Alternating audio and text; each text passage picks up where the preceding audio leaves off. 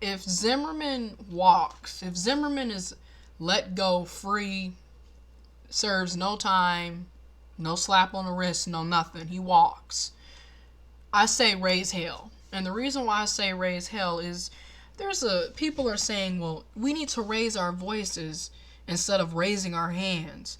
But isn't that what we've been doing all along? Haven't we been raising our voices all along? I mean, people like me and others, hundreds of others, made YouTube videos talking about the Trayvon Martin case in early March, well before CNN, MSNBC, Fox even noticed that a 17-year-old boy was shot and killed while walking down the street. Well before any of these news outlet coverages even noticed. Early March 2012. And this was like a week or two after he was killed. And then at the end of March, early April 2012, all of a sudden CNN, Fox, MSNBC, all these news stations jump on it. You know why they jumped on it? They jumped on it because people such as myself and hundreds of others, possibly hundreds of thousands of others, were making videos on YouTube, making videos all over the internet and expressing their anger and upset at the fact that a 17-year-old boy was shot and killed and nobody was talking about it. That's why it got on the news. Okay, then we all turned around again and raised our voices again and signed petitions and did rallies and protests and march to get Zimmerman behind bars so we could get justice for Trayvon Martin. Well, guess what? Here we are, July 11, 2013, and they're still talking about, well, we need to raise our voices, not our hands. And yet, Zimmerman is subject to be let go scot-free, and ain't nobody gonna do anything about it.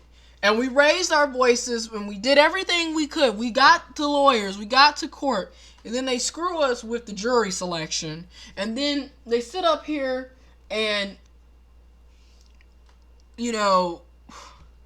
basically want to paint the picture that Zimmerman was just this innocent man who was doing his job as being a neighborhood watchman, and he had to kill Trayvon because Trayvon looked like a suspicious person and supposedly jumped out of bushes and attacked him, even though the evidence is in your face that Zimmerman was following Trayvon Martin in his truck while Trayvon Martin was walking.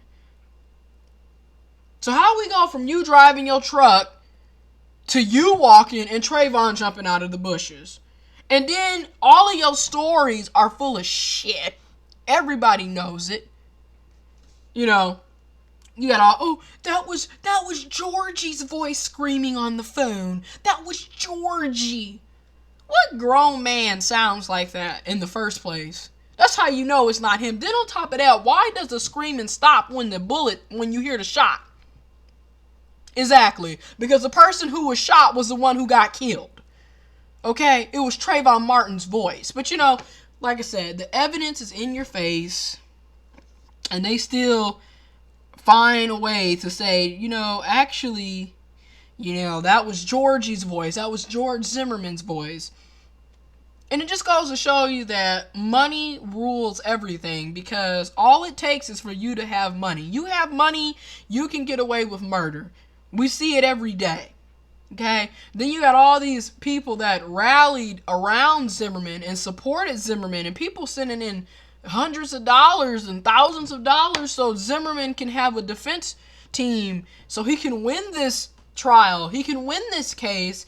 And then the Trayvon Martin family, they have a foundation, but let's face it, and I'm gonna say it, how many black people actually donated at least $100 to the Trayvon Martin defense, to Trayvon Martin attorneys, to Trayvon Martin lawyers? How many black people actually went in their pockets and donated at least $100?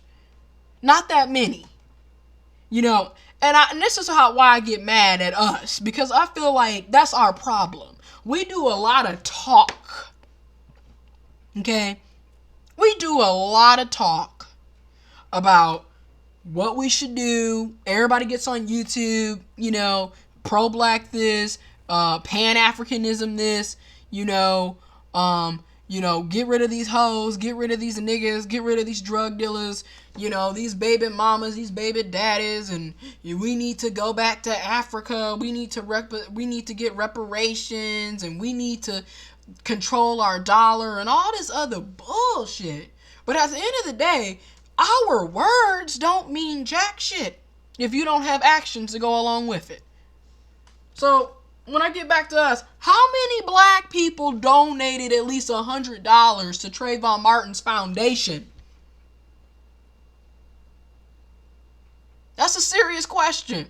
Because white people rallied around Zimmerman and made sure he had money for his attorneys, his lawyers, his defense team. So my question is, what did black people do for their own? Now, I will say this. Do I condone violence? Not really.